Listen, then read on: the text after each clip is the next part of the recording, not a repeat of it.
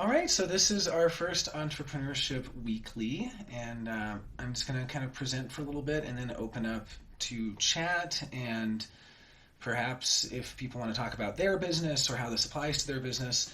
Little background, I went through a program called Techstars back in 2013, and Techstars is a startup accelerator where I learned a lot of startup development techniques, mostly aimed at technology companies, but a lot of them can actually be applied really depending on what your service or your product is to just about anything, really. I mean, in some sense, everything is a startup. Even some of the bigger companies now are acting like startups, and a lot of the core ethos of startups is rapid iteration of product development with low overhead, not having a tremendous amount of burden of having to have a whole research and development department that you invest millions of dollars in. And it's really this whole new ethos, which is even spread to large corporations now. To some degree, of course, they have a harder time with it because it's just the size of the corporation prevents them from doing that. But in any case, back in 2013, when I went through Techstars, we really focused primarily on what was known then as lean startup, kind of a development of agile development methodology. And we learned a bunch of customer development techniques, mostly studying the work of Steve Blank, Marty Kagan, people like that. And so I'm going to be drawing from that, but I've also, things have changed a little bit in the past decade. Mostly what's changed is just that this stuff's everywhere now. It's not that the techniques have gotten so much more developed, it's just that what used to be an elite, small group of people, Stanford grads, MIT grads, stuff like that, is now kind of more generalized and it's actually getting out there a lot more. So for our introduction, we're going to look at the business model canvas. Is anyone already familiar with this? Has anyone already worked with the business model canvas? You have, Ryan. Okay. Have you done a lot of work with it? Like you filled them out or is it something you just kind of... I filled it out a few times, so I'm in an accelerator right now, and we kind of probably do some of that work, which yeah, I think it's helpful. I was excited to come today to reground in it though. Yeah, yeah, absolutely. Absolutely. Well, and I see Lolo has joined. Wonderful. So, yeah, so if, I guess it's already nice to revisit it. I do them, every few months or, anytime. I've already done maybe 4 for Signpost. Hi, Lolo. Thanks for joining. So, yeah, basically, I'm just going to do a little introductory chat about what the business model canvas is. I will actually share it, and then we're going to look at 2 specific areas of it, the value proposition and the customer segment. It can be kind of overwhelming to just start with this business model canvas, but just at a very basic level, I will say it is a way to visualize your business and to kind of visualize and help get your ideas out and get something kind of you can put this on a whiteboard, you can print it out. Here's the business model canvas, and here's a sample one that they've already filled out some of the yeah, so this is just a sample one. I see this is off Wikipedia. This is a huge one, so I guess this allows you to print at any size. So we'll be looking through the business model canvas, but I guess I want to just give a little more context first. This is something that when I was in Techstars, we had to do every week. So there's no shortage to the amount of times you can fill out the business model canvas. I mean, you could literally do it, every day if you wanted for a while, or have it up every day and look at it as a reminder of this is what we're doing, and then you tweak it and you change it. However, to be scientific about it, you don't want to change everything all at once. In fact, what we're going to be looking at are 2 specific areas of the business model canvas: the value proposition, what value you offer with your service or product, and then we're going to be looking at your target customer, which is who do you serve. And now, of course, if depending on your level of entrepreneurship, business, and what you have, this might just be something that you're doing conceptually or theoretically. It could also be, you can use it a lot of different ways, or it could be more practical. So if anyone would like to share, or we can just open it up later maybe.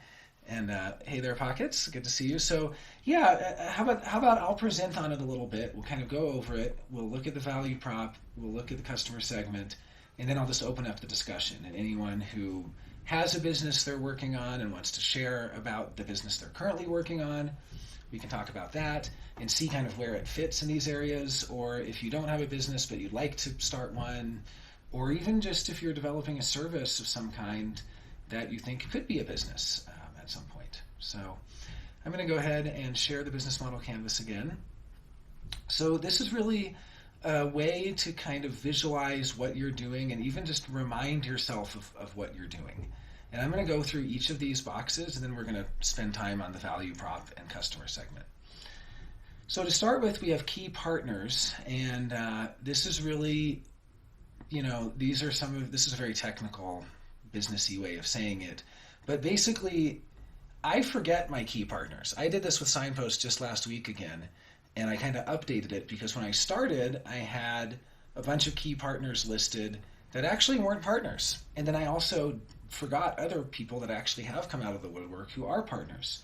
So key partners are if your business has any other businesses that it works with, anyone who helps promote it. I mean, for Signpost, one of the key partners is High Desert Human Design, even though it's pretty much run by the same people, me and my friends. But I didn't really think of it that way till I filled out the business model canvas, and I remembered I can promote Signpost at the High Desert Human Design Conference. I have the ability to do that. I can put links and I can put promotional materials there. I don't even consider it a key partner because it's me doing both things, but I'm not really thinking of the potential partnership with other aspects of my own business. I'm also good friends with Genoa, and I've become good friends with Lasita. She's in most of our Human Design Catalyst. I haven't really thought of them as key partners. I just think of them as friends. Why aren't they partners? They're another human design business. We could cross promote. So the key partners is really just about who can you collaborate with. This is a collaborative exercise, and I'm not a generally very collaborative person. I might seem very collaborative, but at the end of the day, I kind of just have this probably wrong belief that it'll take me longer to explain how to do something than just do it myself. So I just don't collaborate and I just do it myself. So key partners is a great way to remember collaboration. The next one is key activities. What is your business actually doing? And when I started with Signpost, key activities looked a lot different than it does now. One of my key activities now is editing videos and uploading videos. I didn't think I would be doing so much of that. It also is a good reminder to me of how I might optimize the business a little better by finding someone else to do some of the tasks that might not be core to my activities. How can I best use my time? But when I first was imagining Signpost, I thought key activities would be, mostly recording these Zooms and things. I didn't really think about the editing. I didn't really think about the uploading. I didn't really think about all of the other activities that actually take up a lot of my day, all the emails that I do and things like that. I'm just going to kind of touch on these because we're really going to spend more time in the value prop and customer segment. Key resources. What are my resources? So this is one, where am I here? So this is one that is really good for me because I just forget. I mean, honestly, what the business model canvas is a daily reminder or a weekly reminder of what you're actually doing. It gets kind of chaotic when you're in a business, there's a million things to do. How do I prioritize? What do I do first? And what do I actually have as resources? And I'm really bad at leveraging existing resources. I'm really good at making new ones. I know this about myself. I can record all day long, make a bunch of new resources. Well, where are the old ones? I mean, I should be editing them into smaller segments and making it more user-friendly and making it easier to access the old resources, and also even considering what are my resources.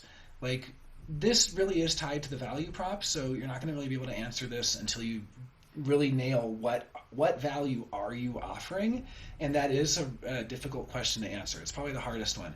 There's kind of a belief going into entrepreneurship that the challenge is doing something or coming up with an idea nobody else has done or something like that.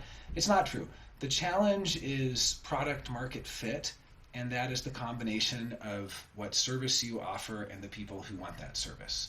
And so that's why I'm starting today with value proposition and customer segment, because you have those two, you have product market fit. And that's what's hard, and that's what can take years to find, and that's what requires continual vigilance to be painfully honest with yourself about whether you have it or not. When we came into Techstars on the first day, they said, you are here because of you, not because of your idea. In fact, you're here in spite of your ideas. Your ideas, your grand visions of what you think is going to be successful are based on your imagination. but we trust you. We have carefully selected you out of 1,400 teams that applied. They only accept 10 per year. And they're like, we have carefully selected you because we think you're the best of the best, not at coming up with ideas, but at smartly handling feedback without melting down and adjusting and, discovering what people actually need. And that's the core of entrepreneurship. If you're not finding out what people actually need, then it's just some narcissistic thing where you're just like, I just want to hear myself talk, or I just want to be the owner of the business, or I just want my empire. Well, no, I mean, that's not what it's about. Like, yeah, you can be an empire builder, but it's also important to actually, I mean, the most important thing is to actually find something nobody else has that you're offering. And that's really hard to do because a lot of people have access to a lot of things. So, okay, so our key resources, that's kind of what's going to support you. I mean, Signpost has key resources like the business relationships I've made and professional and collaborative relationships with other human design analysts, as well as old videos we've already recorded. And I mean, what are some of the other resources? I mean, me, Richard, but then there becomes a bottleneck. Like, I am a very limited resource. At a certain point, I just burn out and get really stressed out, and I'm worthless. So I need to like stop prioritizing everything goes through me and start prioritizing what are the other resources that I have available that I can make available to people to help the value prop. Cost structure, pretty self-explanatory. It's similar to revenue stream. So this is the two sides of it. Costs are just what we pay money for, and revenue stream is how we make money. And right now, Signpost has only one revenue stream: subscriptions. Maybe there could be more. I mean, HDHD conference only has one revenue stream: the ticket price each year. We could sell merchandise and T-shirts and hats, or we could, have other. So I mean, this kind of just gets you thinking about what are my current revenue streams, and then what are my current costs. Thankfully, Signpost has very low costs, but our costs are paying the speakers. Some of them have volunteered, but others, like Mike, are on our payroll. And then, paying the speakers, paying for web hosting, things like that. I guess also hidden costs you might not think about, insurance, fees, and all sorts of stuff. So, but these are just kind of basic things to think about when you're starting a business. Channels. So channels are how do we reach our customer? And right now, our channels are pretty much word of mouth. We have not done any ads yet. That would actually be a cost that we could add to our cost structure for Signpost. Same for HDHD conference. I've never run any ads for HDHD, but we could start. So far, we haven't needed to. Our main channel is just word of mouth. But I'm the first to admit that my channels suck. I'm not a business guy at the end of the day. I mean, I am. I put on the business hat, but ultimately, I'm doing this because I love doing this, and I think sometimes the best businesses are run by people who really love them, but they also need to branch out and also realize their weaknesses. And so I'm not great with channels. I literally have channels I don't use. Like when I was talking earlier about how I could be promoting Signposts to HDHD people. Every now and then I'll be like, oh shoot, I can do this. I should send an email. And I'll like for 1 minute I will actually like make the connection of the channels. But a lot of times I don't even think about how I'm reaching people. I don't think about channel integration. I don't think about what works best. I don't think about any of these things. I'm just kind of here on Zoom teaching and hoping people show up. So, and thank you all for showing up. And then customer relationships. How do we connect with our customers? It's kind of like channels, but it's just like, what do we actually do? I mean, we have a community here. I'm available through email. What else could I do for customer relationships? How else could I build them? I know Ryan, you host great entrepreneurship meetups. Some of those entrepreneurs may end up being customers at some point. I mean, do you have anything to add to this? Yeah, I'd love to hear. Pardon me, I'm eating my peanut butter rice cake.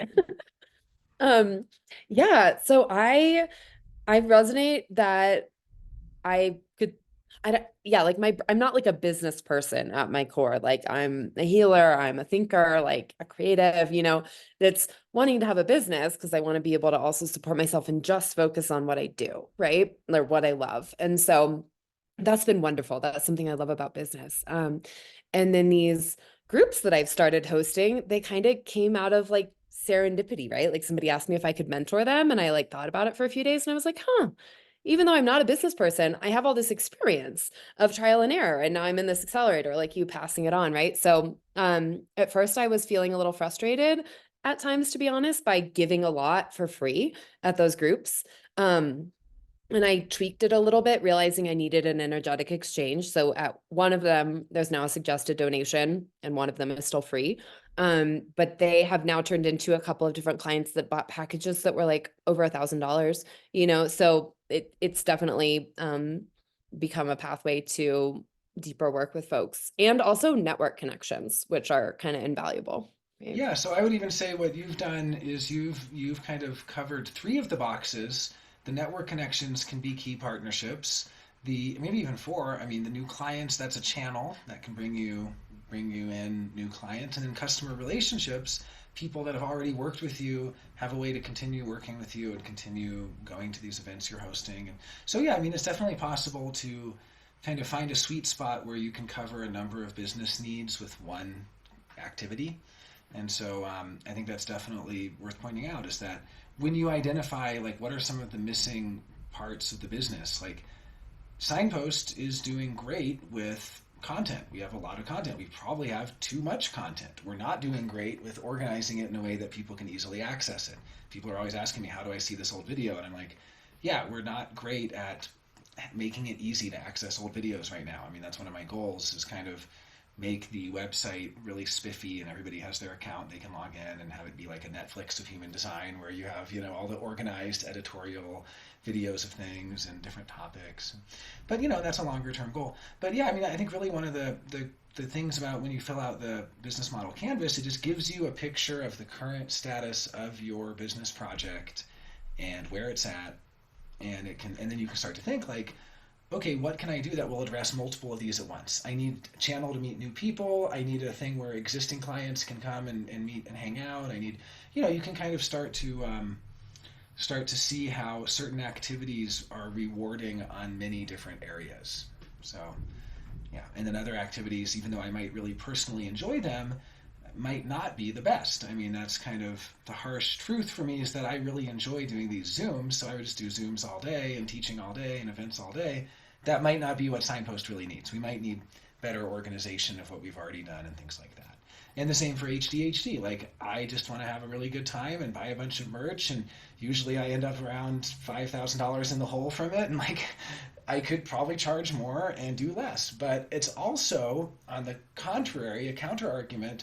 It's because of all of that goodwill of promoting the conference, producing the conference, that, like you were saying, with all the goodwill you had of kind of giving so much, you've now gained clients that way, you've made key business partnerships, and also ultimately it is about quality of life. And I think the reason people start their own business is because they want a quality of life that's conducive to who they are as a person.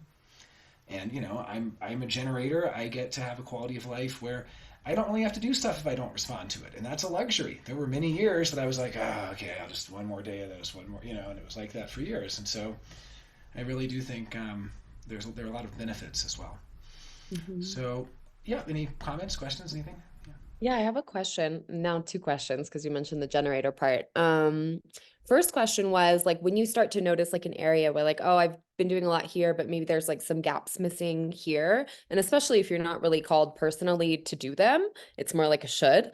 Yeah. Um, where does like delegation or like bringing people in? Because that's I'm in the same boat right now where there's some stuff I'm like, I'd love to get someone to do it, but explaining it to them, having it come through in my vision, like it's I don't know, it feels almost like a stall, right? Like how do I And hack we're that? also generators where there can be a big gap between when we notice something needs to be done and when we actually have the energy for it, because there's all these loops we have to close first, or there's all this other stuff we have to do first, or I might have been wanting to do something for 9 years, and then finally I'm like, okay, here's how I can do it.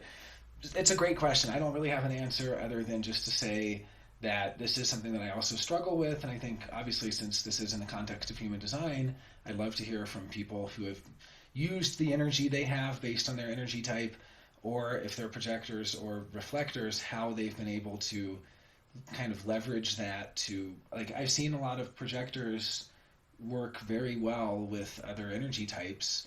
Jen Cole worked with Brian Beard on the 2022 conference, and they were the AV team, and they were like a perfect simpatico Like he did all of the running around town and getting all the stuff done, and she kind of did all of the high level presentation of it, and it was a huge success. Like they did a lot better job on the AV in 2022 than I did on 2023 because I was just this lonely generator spread thin doing 5 different things, and generators don't have the easiest time, you know, having to like be pulled away from something to do something else now, and it was just very chaotic. So yeah, I think that's a great question, and I think it's really just continuing. I mean, if you know about yourself that you're reluctant to collaborate, then collaborating more.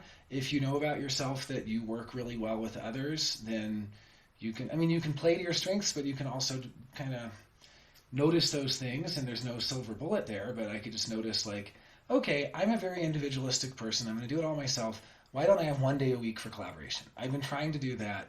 For a while it was Monday, so we'll probably move it to Tuesday. But for a while it'd be like, okay, this is my collaboration day. I'm gonna like bundle it all together, get all my collaboration done for the whole week, delegate, whatever, divide and conquer. There's the guy who started the Founders Co-op, Brad Feld. He's actually from Boulder, Colorado. He wanted to turn Boulder, Colorado into a real tech hub, and this was in the '90s when it really wasn't. I mean, they had like Naropa and some bookstores, but it wasn't really a tech hub like it is now. People have now complained that it's such a tech hub, but it did bring a lot of money into the city, and there were some positives there as well. And I mean, I love Boulder. I mean, it's a really sweet place. What he did, he said something. He said to build a community, it takes 20 years, but it only takes one day a month. And so he did one day a month for 20 years, and sure enough, it worked. And for his one day a month, he would sit at a cafe from 9 a.m. until 4 p.m., and he would have 20-minute in-person meetings scheduled. And anyone who wanted to pitch him their business, get feedback on their business, talk to a business expert. Does he think they have a good idea, a bad idea? Is there something there? Should they wait? Should they do it now? Like anything. He just made himself available, and you could go on his website and schedule time with him, and it was one day a month, and he did it for 20 years and turned it into, he started Founders Co-op and, met all these investors and turned it into a real business hub. So, I mean, I think there are answers here. Like, he does not like collaborating. He's a guy who also takes a digital hiatus every Thursday through Sunday. So people just know from Thursday night to Monday morning, you can't reach him. That's just how he lives. He doesn't like the quality of life of always being on the phone, always being on the computer. So give yourself permission to cater to your desires in life. That's a huge part of human design, is like cater to your, like, love yourself, truly love yourself. If you don't like collaborating, bundle it all together one day a week, or one day a month, and don't force yourself to do it every day, because you will be miserable if that's your thing. But other people love collaborating, and they have to go and they have to unplug from the collaboration and go into their own inner world. Do that one day a week, set aside that time. Don't force yourself to do it every day. Don't should yourself into it. I mean, that's what's self-loving about that, right? So yeah, and I think also just, getting rid of any negative self-talk. I mean, so much of human design is just about surrendering to and accepting who you are and not trying to be someone else. And I think that can really help with entrepreneurship when you realize, like, I didn't start a business to try to be somebody else. I didn't start a business to end up in the exact same situation I was in working for a big corporation, where I was trying so hard to be this round peg fit in their square hole. Like, I started my own business so I could do it my way, and my way is not going to be your way. And if I want to collaborate once a week, or I want to go off on my own once a week, or whatever it is I need to do to kind of bundle together the unpleasantry, and maximize what I really love, great. You're still getting it done. You're just not forcing yourself to do it on a day-to-day basis. I would put it that way. So. Yeah, and if you have any other questions or comments, otherwise we can jump into value prop and kind of the meat of it. And I'll make sure we have time after also, so we can chat. I did, I was seeing how many people would join, so I set it for 45 minutes. We may set it a little bit longer next time, but we could, the only real hard stop is that we have Human Design Catalyst after this, and I like to take a break in about 50 minutes. Apparently, people have a hard time paying attention after 50 minutes anyway, so I kind of try to. Okay, so. Hey, Jonah, I have a thing to say. Yeah, I love that. Hey, Lola. Hi, everyone. Um, from from a lot of psychology perspectives, um, most of us wouldn't be good at collaboration because from my observation, our paradigms, if you're alive today, and you're American, it's really likely that the paradigm you were raised in was very individualistic, and most of the work you did was by yourself and for yourself to prove yourself and that sort of thing. So I just want to say that, like, maybe the ways that we would work with, or the types of obstacles that we might have to collaboration, sure, will be all really different and kind of idiosyncratic, but But we're all collaboration is kind of hard. I conditioned. think that everyone's working on it. Yeah, I think that everyone's Well, yeah, and I think some of kind of us trying are to going to figure out. discover that the individualist style really suits us, but even if you're really good at being an individualist, you're still eventually going to have this tidal wave of all the ignored collaborative stuff that's just going to build up and catch up. And then other of us are going to discover that maybe we've been conditioned to be more collaborative and we actually started to be more individualistic. And then once we start working with people, we're like, oh my God, this is amazing. All of my issues, are I'm now gonna check the so water much heater easier. inside the garage, okay? Yeah, thanks. Great, great. Okay. Well, I'm just going to go back to the business model canvas real quick, and but yeah, really good point that there are definitely cultural things as well that don't really respect individual differences, and it's just kind of we get glommed into that. So okay, so now we've looked at everything except the value proposition and customer segment, and that's really these are the main core that I want to kind of spend the rest of our time talking about, which is really just what are you offering? So your value proposition. What value do you deliver to the customer? Basically, are you solving a pain point or are you giving them pleasure in some way, some entertainment or something, right? What are you doing for them? And there's a lot of things that go into this, but at a very basic level, this is just your service or your product. And then over here, we have your customer. Yeah, any thoughts there? Sorry. Oh, okay. No, I just heard you mute. humming. You're like, That was great. Okay. I do this a lot. And now, customer segment. I mean, this is a very technical way of putting it, but this is just about people. I mean, they're not customers; they're people. They're human beings. Like this is like human beings have human needs. Human beings, like basically, what are you giving to your fellow humans? What are you doing for your fellow humans? And that's the value prop. And then who are they? Who are they? And so the reason we're looking at these two, the customer segment and the value prop, is because this is what that famously overused term pivot actually applies to. The pivot, when people, if there were a couple of years in there where people were like, oh, our company pivoted. We pivoted from this to that. We pivoted, blah, blah, blah. That all came out of customer development practices where essentially the pivot has a very technical meaning. And that technical meaning is you can only change your value prop or your customer, not both. And so in Techstars, every single week we would pivot, which sounds exhausting, but it's actually scientific. Every single week we had to do 30 customer development interviews, which was really insane, but we had a team to help us with that. I think we had to do 10. Some would do up to 30. 10 was the minimum, which is like all interviews all day long.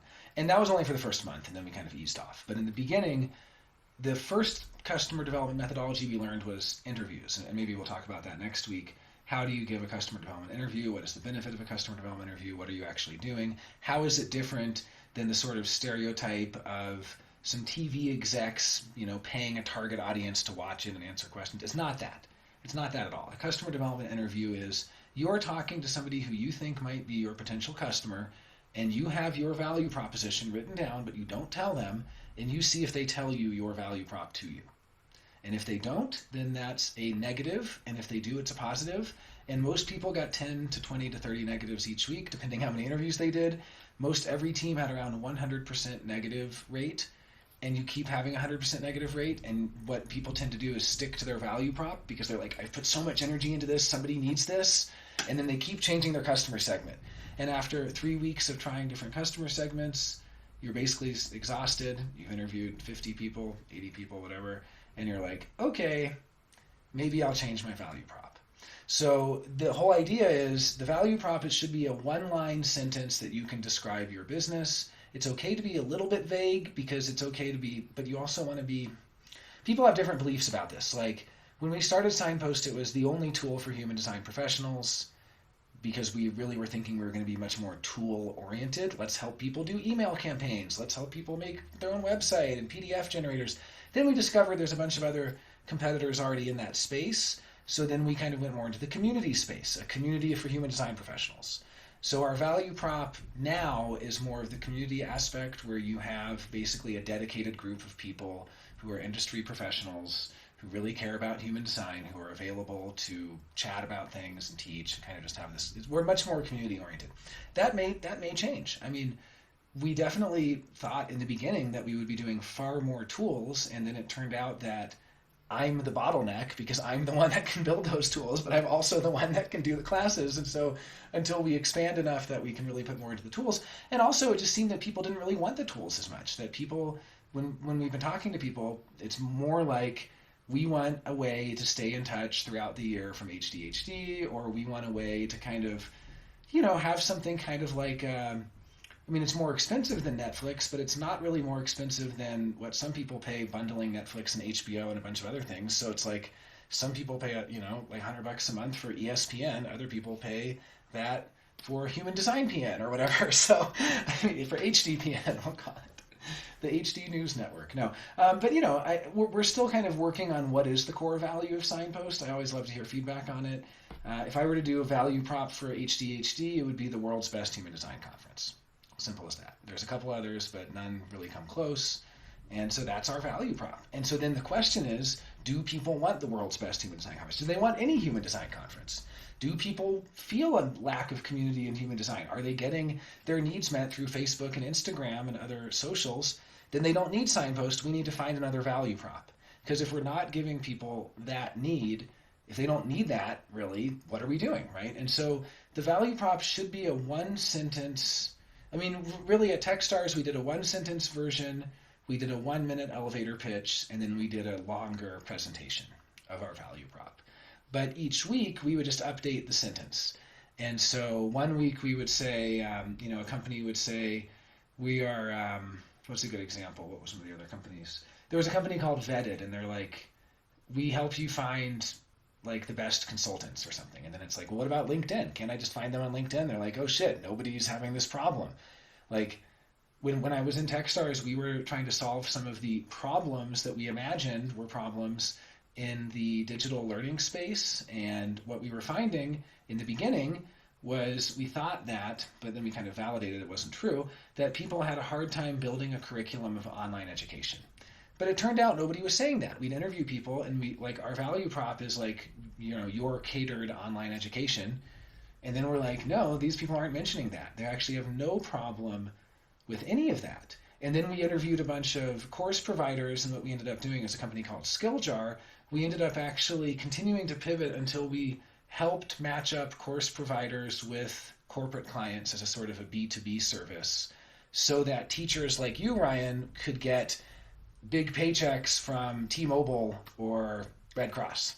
And so we turned into a B2B sort of educational thing. And that was like, immediately we would talk to people like you, and they'd be like, yeah, my problem is I need clients. And we'd be like, okay. And then we'd talk to, Red Cross, and be like, our problem is we have no way, like we're only working with these mega corporations for corporate training, and we actually need to expand our corporate training, but they all want $2 million contracts. We would love to be able to hire people on an ad hoc basis to kind of bring them in and help them out in different areas. And so we ended up discovering real needs through all of our interviews. What the company ended up landing on is actually customer onboarding B2B. So we got like customers like U-Haul and Zendesk, and these were basically B2B customer onboarding. So it's a really weird niche, but it's like, say you have a company and your company is going to work with another company. Well, you need to be onboarded to how to work with them. Like you need to be onboarded how their system works. How does any of that stuff work? And so we ended up ultimately creating all of the infrastructure to do that, but we kind of pivoted through a few different customer segments first. So, but again, the rule was we could not change value prop and customer segment the same time, because that's just not scientific. If you're going to keep one and you're going to change the other. So the pivot is this like lopsided thing where most people keep their value prop for as long as humanly possible. Most companies do not want to change their value prop, and they wish they had changed it earlier because they were just like holding on to it so tightly. I'll tell one final story in this regard, and then I'll just open it up. So we had a company in Techstars that was 2012 actually, so they were there the previous year, but we met them and talked to them and stuff. And they had spent the whole 3 months of the accelerator refusing to change their value prop. And basically, their value prop was something that nobody wanted. They just didn't want it. But because, as a weird side effect of holding on to this value prop, they kept building all of these tools. Basically, they were working with Microsoft Azure Cloud Services, and they ended up building all these tools to really to help themselves deploy their service. And so it came to be about 3 weeks before demo day, which is where they had to present and try to get investors and all this stuff. And they had not found product market fit. Everyone hated their service. So they scrambled and they were like, what if we just sell all the tools we built to deploy to the cloud, to Azure? Because we had to solve all these problems. They've been working on it for 2 years. They're like, we had to solve so many cloud computing problems just to get our service built. Nobody cares about our service, but everyone we talk to is like, God, it's a pain working in Azure. And we're like, I know, it was so hard for us. We spent 6 months just building this way to get our thing deployed. And they're like, I wish I had that. So what they did is they decided to give it away for free. And that actually helped them get, I think, 1,200 customers because they weren't paying a dime. Techstars gives you $130,000. So they basically blew through the rest of their money, and they used that money to just pay customers basically to use their stuff. They gave them free credits in the cloud. They gave them free access to all the tools they built. They did a really good presentation. That was in September. By February of next year, they had sold the company to Microsoft for $18 million, who purchased it and rolled it into Azure services. So it turns out the 2 years they'd spent wasted building something nobody wanted really weren't wasted at all. They just they weren't building what they thought they were building. They were solving all these problems for themselves. Turned out everyone else had the same problems they ran into. So nobody wanted what they built, but everybody wanted the tools to build it. Right? And so they just sold those to Microsoft, cashed out $18 million and, for about 2.5 years of work for 3 people. So, I mean, there are these crazy stories like that, but the thing is, they wouldn't have done that if they had stuck true to their original value proposition, which was something nobody wanted. I mean, one of the teams at Techstars literally was called Rep, and they had this interesting conflation between doing reps of exercise and your reputation online, and they wanted to make a competitor to Twitter where the more rep you had, like the broader audience would have access to your tweets, basically. I mean, this company crashed and burned. I mean, there is no way. They completely pivoted and threw all of it away, and they went into augmented reality and made a bunch of money. But it's like, I guess what I'm saying is people like get stuck on their ideas, and it's not about the ideas. It's about the business development. So I think on that note, I'll just open it up to any comments, questions, discussion, anything at all. Oh, and I see your link there, Ryan. Thank you so much. Yeah, third line trial and error. It is core to all business, regardless of if you're a third line or not. All business is trial and error. And yeah, thanks for posting that, Ryan. I can share that on Discord as well, and I'll share both of those. So Lolo's here in Santa Fe, so she might be able to join. So yeah, I mean, I think if there's any takeaway today, if you want to work on this for your own business, get the business model canvas. I would just start with value prop and customer. You can work on the rest of it later, different time, or just fill it in, pencil it in. But value prop and customer is like, what service do you offer and who do you offer it to?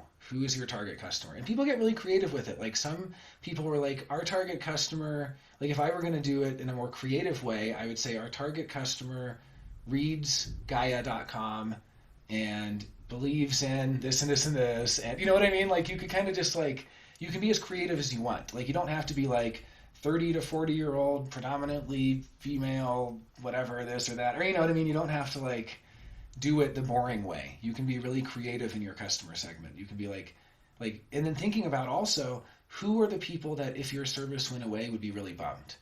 Because if Signpost closed tomorrow, who would be bummed out? If the HDHD conference was canceled this year, who would be really disappointed? Those are the target customers. There's a lot of people who can take or leave Signpost. They could take or leave HDHD. And it's fine. I mean, like, you can't be mad at them for that. It's just not, it's not their core need. You're not addressing their core need. They have a stronger core need than the one that you're addressing. That's why the customer development interviews were so good, and maybe we'll look at that next week, because there are ways of interviewing people where you don't tell them what you're doing at all. You just keep it really close to your vest, and you wait for them to tell you what you're doing. So, like, if I interviewed a bunch of human design people and my value prop is community for human design, if they don't mention lack of community, I don't have product market fit with them. Simple as that. They're either not the right customer or it's not the right value prop. If my value prop for the HDHD conference is the best HDHD conference in the world, and I talk to a whole bunch of people and they don't mention wanting to go to a conference, they're not really the key people. If they don't like to travel, maybe they can't travel, they have restrictions that prevent them from that, they're not my customer segment, it's sadly. And like, I might, now the other thing is, one of the big beliefs in Techstars is to be customer centric. And people say this a lot, like a buzzword. What it really means is, if you really love your customers, then you will throw away your value prop, because you love your customers so much. You're like, oh, you guys don't need this? What do you need? What do you need? But they can't tell you. You have to figure it out. That's the funny thing, right? So it's kind of, there's another example. There was a guy who was developing a company called Momentum to deal with food spoilage. Maybe I'll go into this more next week, because it's kind of a longer story, but the short of it is, he didn't love restaurateurs, and restaurateurs don't care about food spoilage.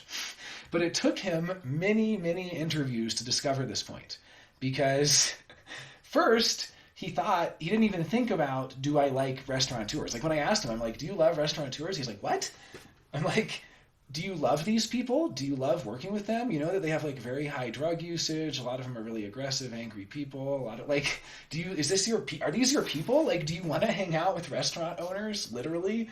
Like, I don't. Sorry, I know a few. Like, and some of them are nice. A lot of them stay up late drinking and doing hard drugs and are really like testy, difficult people who are super paranoid and like, I don't know. Like, it's not really I want to work with, like, who do you really want to work with? That's the first question. Like, who are your customers? I like to work with people at like a certain range of people. I don't want to work with the ultra elite, ultra wealthy. I have problems working with them. They only know how to buy, not how to pay. And if you want to learn human design, you have to pay with a lot of energy and a lot of time. And I don't want to be like working for someone who just wants to buy my time. I don't like that. It doesn't work for me. So.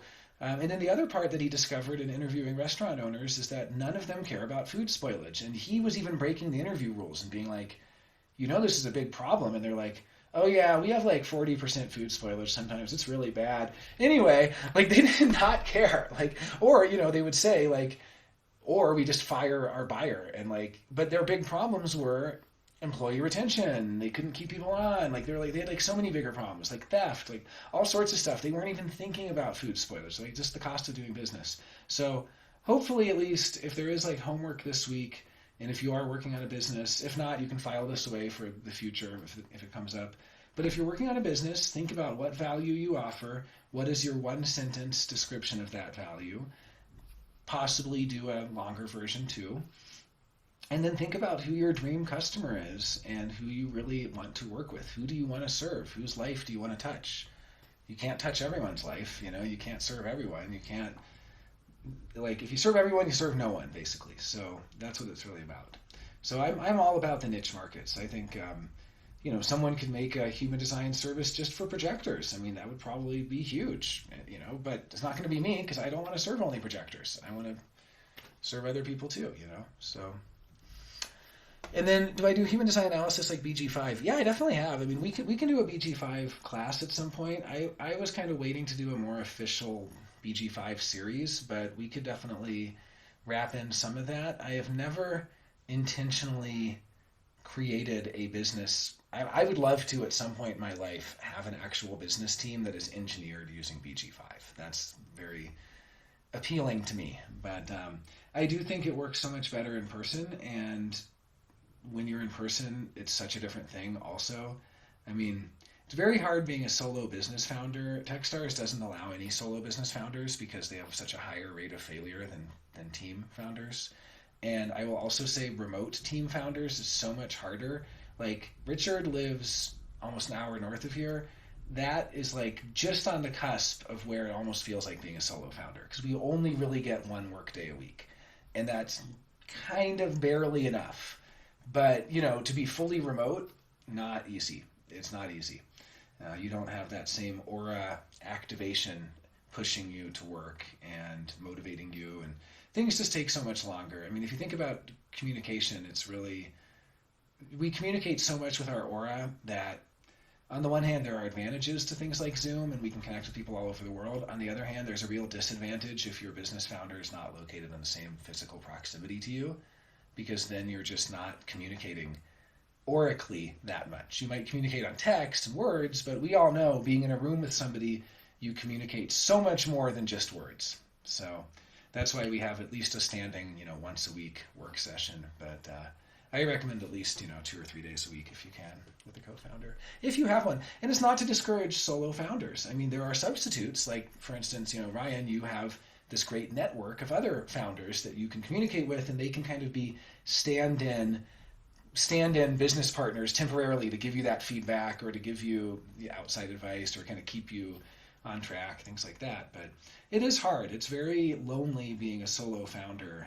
And even though I have a business partner, Richard, it's still, we often both, I think, feel that same pressure of like, wow, this is tough. Whereas if you actually go in a room with somebody every day and kind of check in with them, now a lot of that's going to depend on your design. I can't imagine Ra being the splenic ego manifester. He loved the internet. He was like, this is amazing. I never have to be in aura with anyone. I can just be in my room and not be bothered. And he loved the advantages of our new technological progress, but there are disadvantages too, and it really just depends on you and if you work better alone or if you work better in a team and things like that. Well, I'm going to wrap up so that we have 10 minutes before Human Design Catalyst. If anyone wants to join tonight, we're going into base theory, very mystical. Thank you all for coming, and we'll be doing this every Monday. Happy to go into BG5. I think next week we'll do customer development a little more. And just take it as it comes. If anyone has anything they want to hear covered, let me know.